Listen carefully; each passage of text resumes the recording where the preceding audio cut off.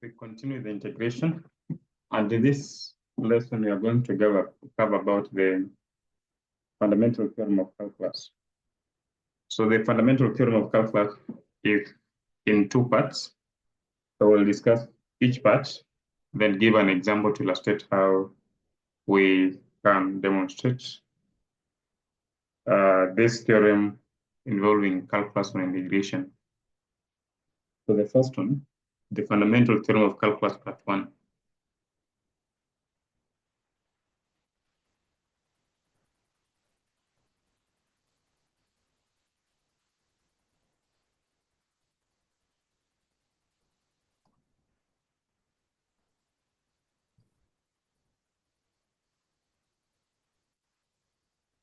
So this states that if f is a continuous function on a closed interval AB,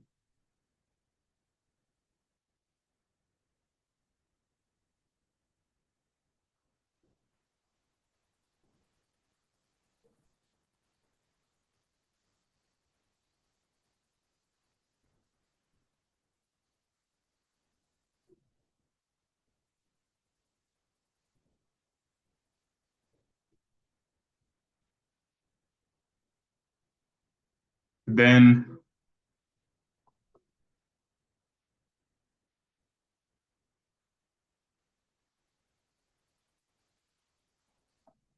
if capital F of x is the antiderivative of f of x,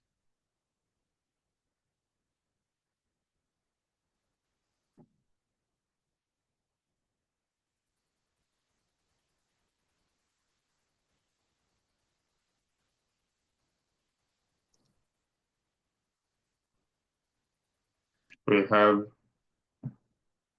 integral from a to b of f of x dx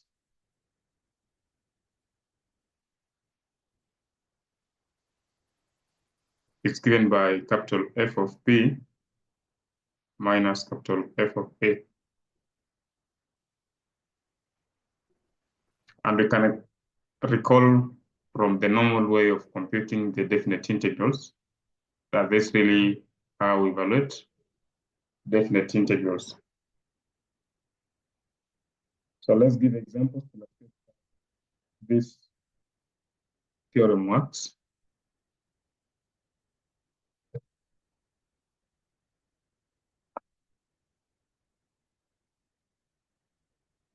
So evaluate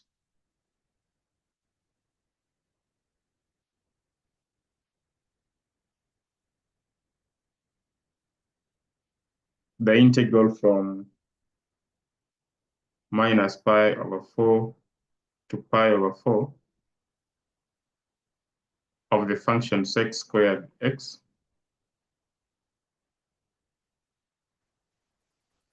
and sketch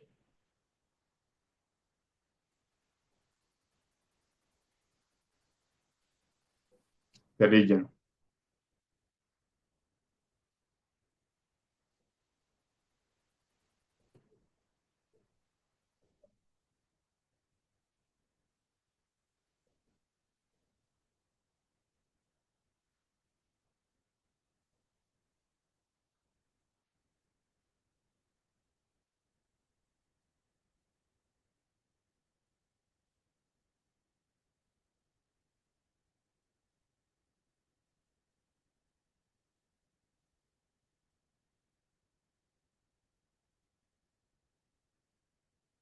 So solution.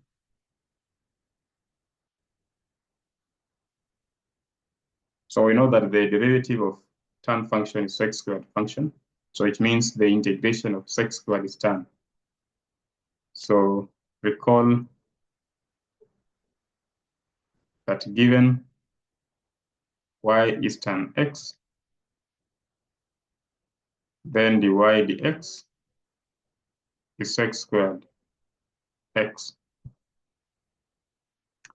So which implies that the integral of sec squared x dx is actually a tan function. So the limits are from minus pi over 4 to pi over 4. So this we apply x from minus pi over 4 to pi over 4. So using the fundamental theorem of calculus, we'll have this as tan of pi over 4 minus tan of minus pi over 4. And tan of pi over 4 is 1, while tan of minus pi over 4 is minus 1. So when you put together, you get 2.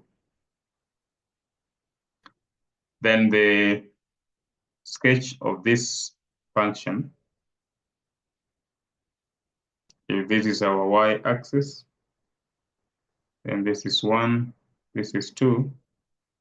Say this minus pi over 4, 0, pi over 4, say pi over 2, etc. So when you sketch this graph, few values of x with the corresponding function sec squared of x, you'll find that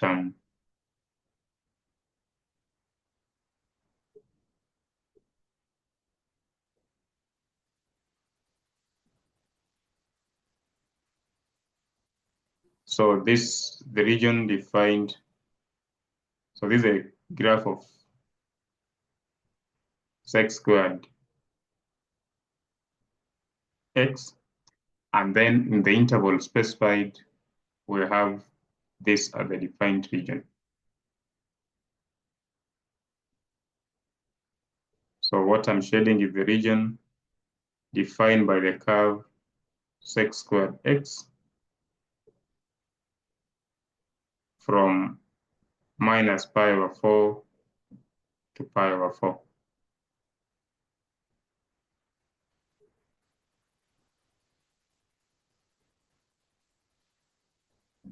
So this is y equals to sec squared x. Then example 2, evaluate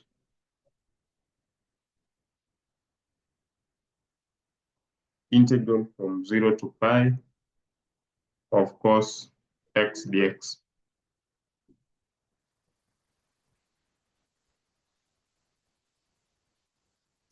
So here, we know that the integral of cos is sine. So this will be the same as sine x. Apply 0 to pi. So it will give us sine pi minus sine 0.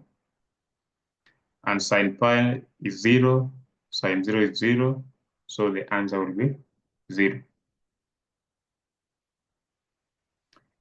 Then the other problem, number 3, is the integral from 0 to pi of sine x dx.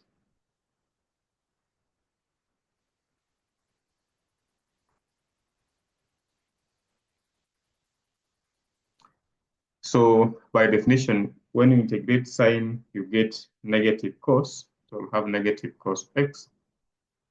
Then you apply x from 0 to x equals to pi. So you have minus cos pi minus cos 0. So this will give us minus 1 minus 1. So we should just give us 0 again.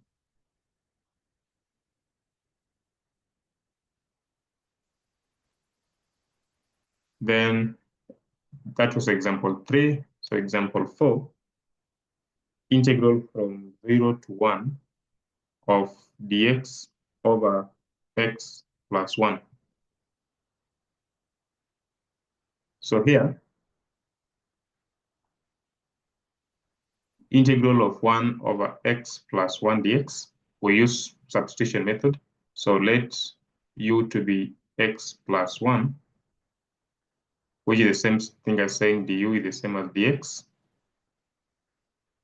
So which implies integral of 1 over 1 plus x dx will be the integral of 1 over u times du. So which is just ln of u.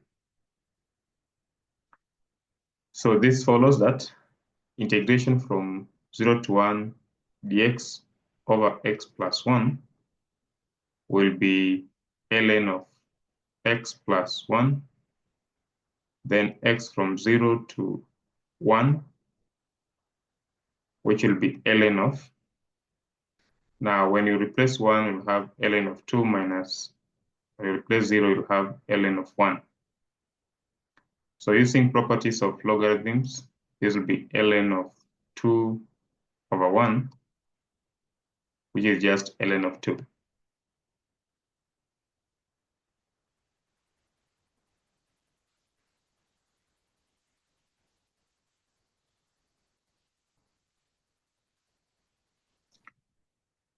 Then number 5, and the last one,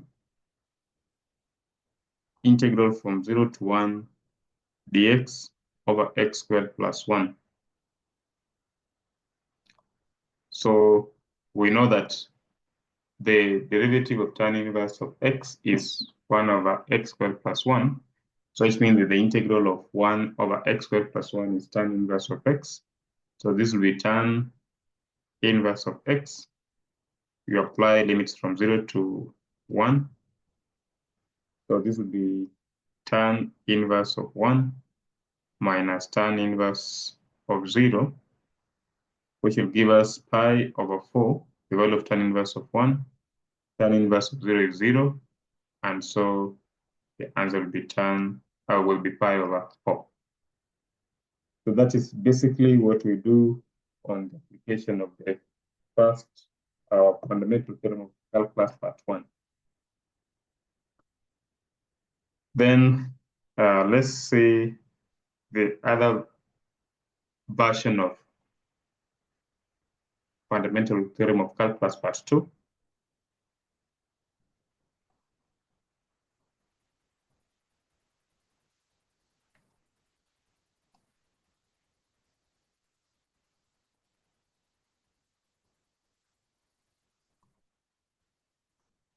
And just to make things clearer, this, depending on the textbook you are reading, what we call part 1 may be given as part 2 and vice versa. But what you have just to know is that there are 2 parts for the fundamental theorem of calculus.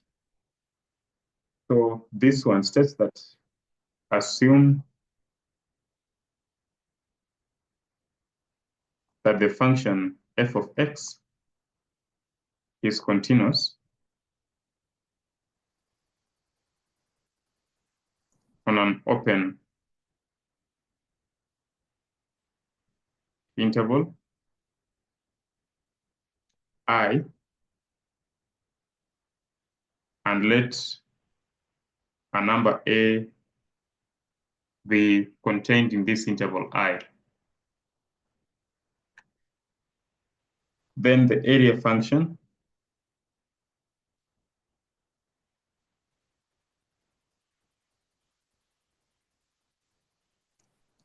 a of x given by integral from a to x of f of t dt is an antiderivative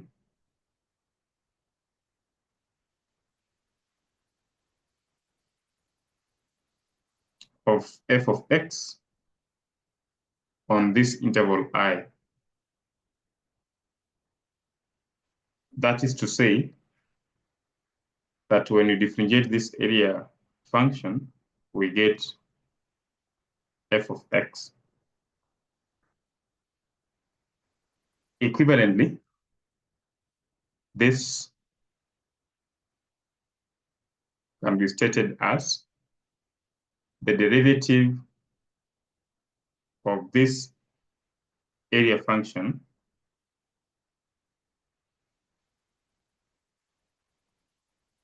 is the same as f of x. So this is what we have.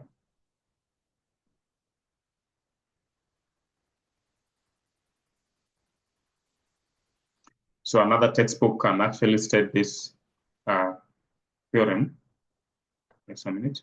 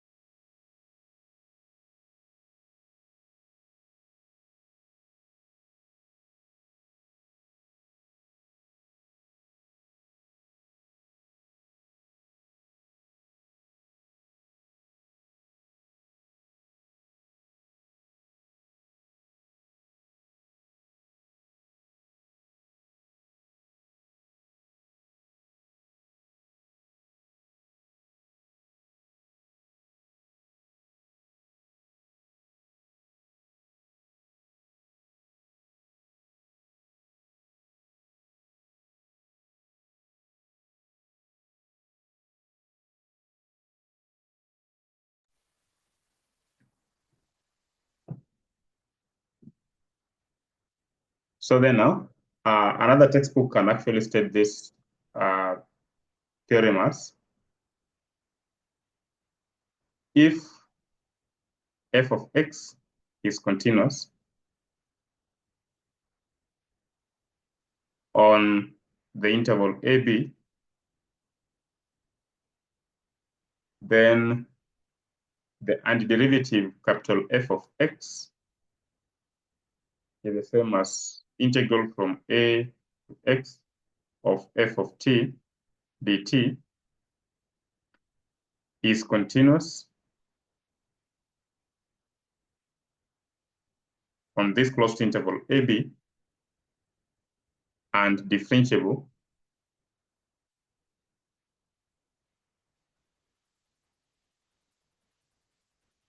on the open interval AB, and its derivative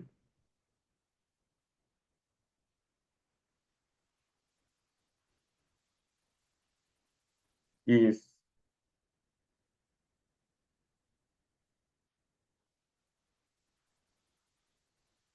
f of x. This is to say that the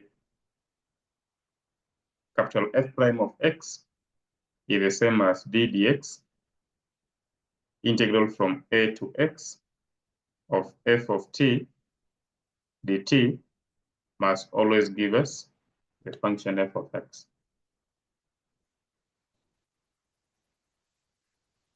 So then let's see how we can use this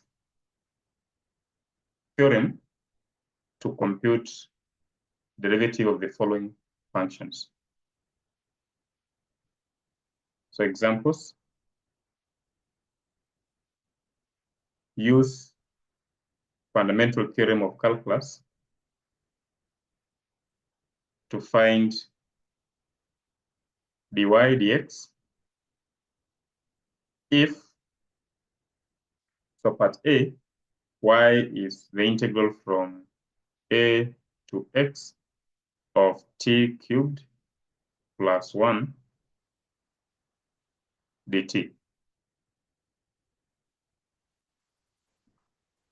So the key thing here is just to identify f of t, and then if the structure of the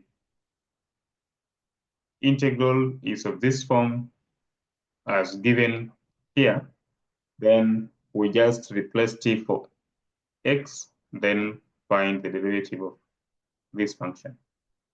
So solution, so dy dx will mean d dx of this integral a to x of t cubed plus 1 dt. So here, f of t is this function t cubed plus 1. And you can clearly see that the structure of this equation is the same structure as this definition. So this implies that f of x, if f of t is t cubed plus 1, will be x cubed plus 1. Hence,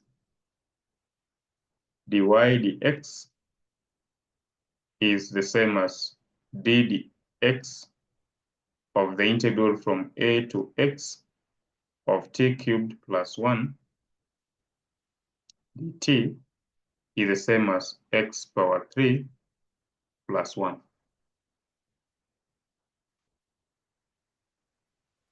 Then 2,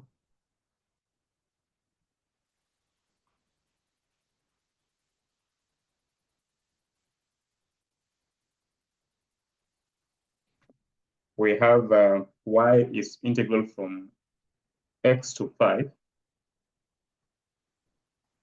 b. So let me share this.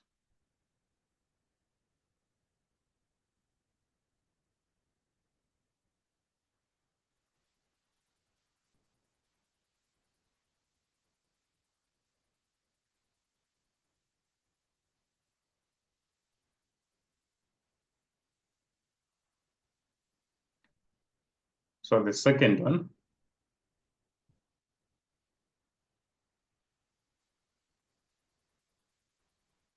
is given by y equals to integral from x to 5 of 3t sine t dt. So here,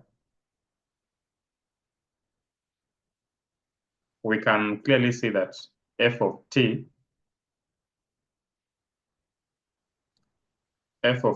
is given by 3t sine t. But you see, the limits have been interchanged. And we know that when you interchange the limit, then the value of the integral is actually negated. So y is the same as integral from x to 5 of 3t sine t dt is the same thing as saying negative.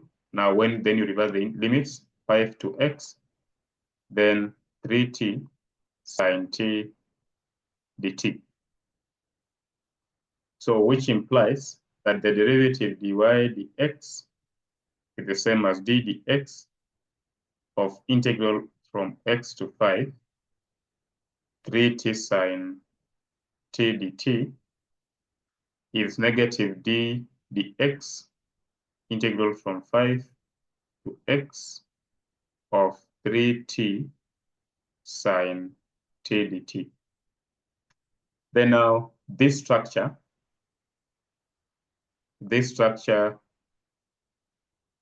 is what is given in the definition. Remember, a is any real constant, and in this case, it is 5.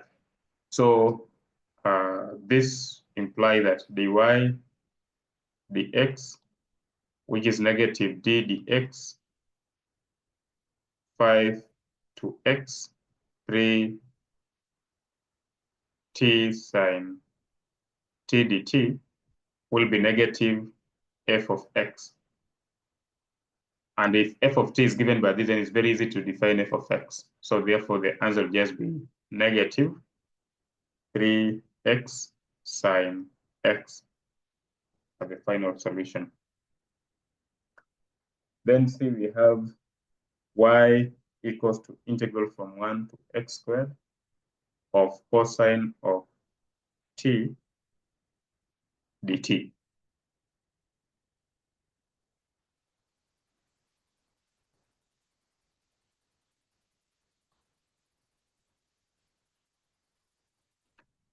So solution. So we remember we expect this to be a constant, is okay, 1, but this should just be one variable, not square of a variable. So we'll say let u to be x squared, which means that du dx is given by 2x. Then, so we'll have y equals to the integral from 1 to u, then cos t dt. So then now in this structure, we can apply the fundamental theorem of calculus.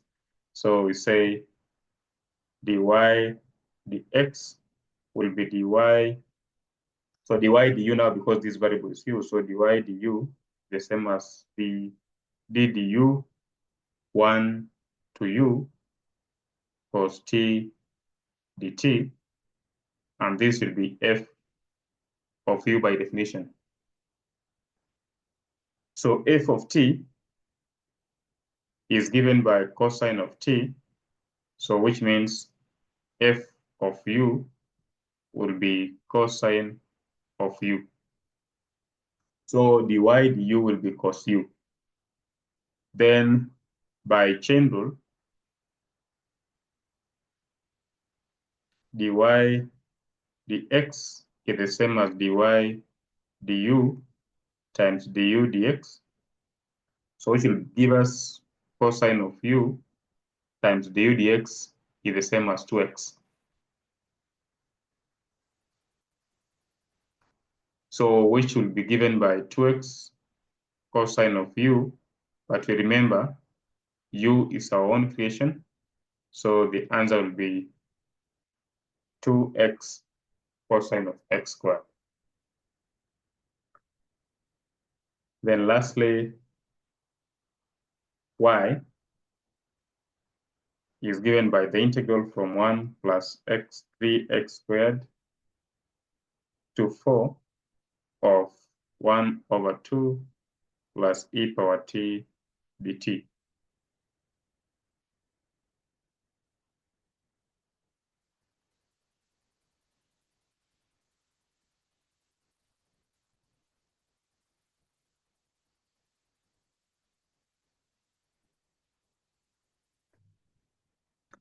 So here, recall that in the definition of the fundamental theorem of calculus, the lower limit must be a constant, then the upper limit involves a variable.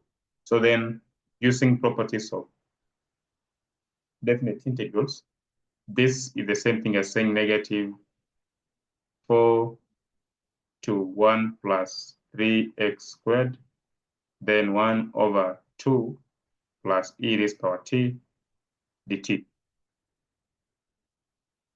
So that because this is not one variable, we fix it to one single variable, say u, and we'll have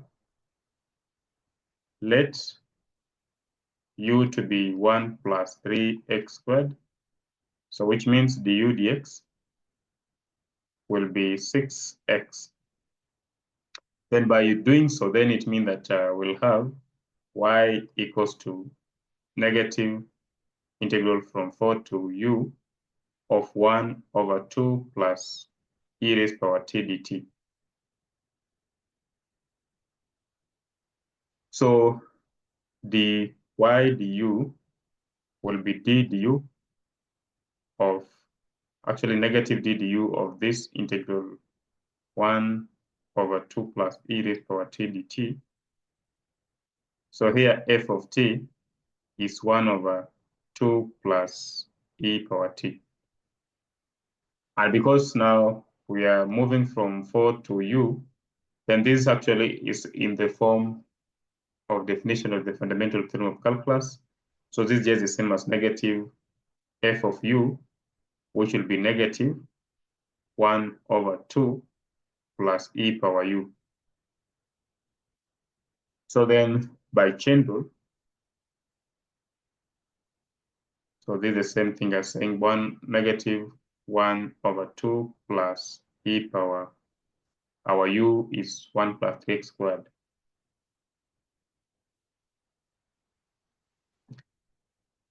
We'll have dy dx is the same as dy du times du dx, so which will be negative 1 over 2 plus e power 1 plus 3x squared. Then you multiply by 6x.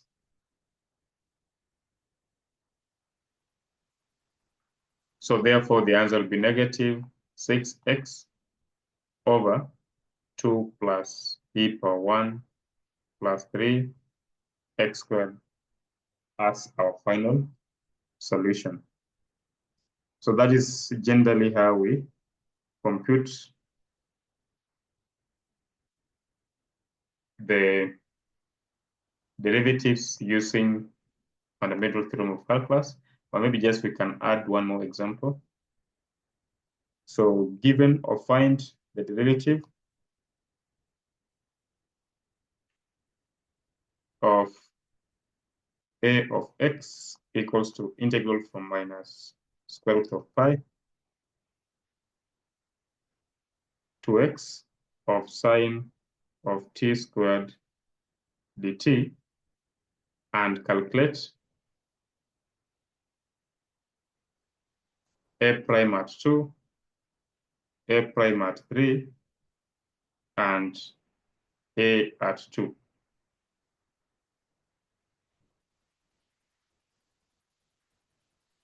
So more or less the same as what you have been doing previously. So solution, by the fundamental theorem of calculus, we have a prime of x, the derivative of this function is simply square root Okay, it's simply given by sine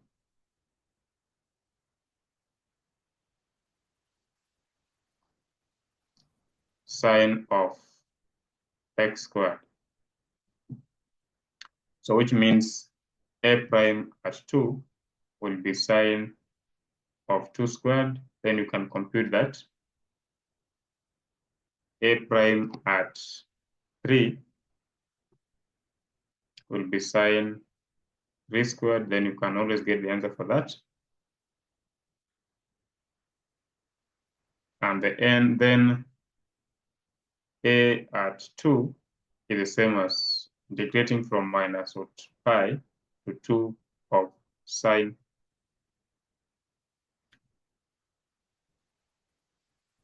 t squared, then dt. So this actually is obtained by numerical methods, which will be done later on.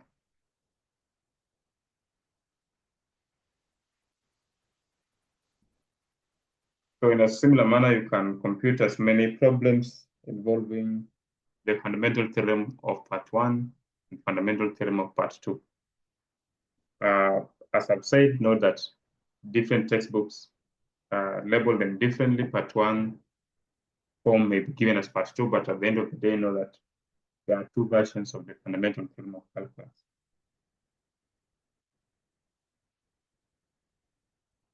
So there's this, what we call the mean value theorem for definite integrals. So this one simply states that if f of x is continuous on closed interval AB,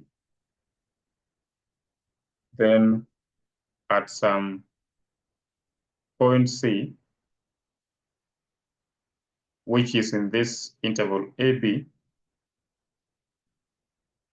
f of C is given by 1 over b minus a, integral from a to b, f of x dx.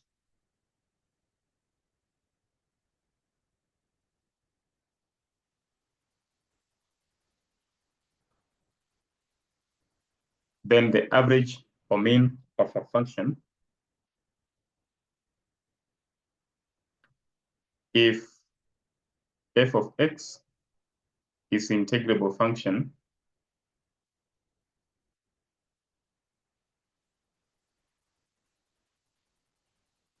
on closed interval AB, then its average value on AB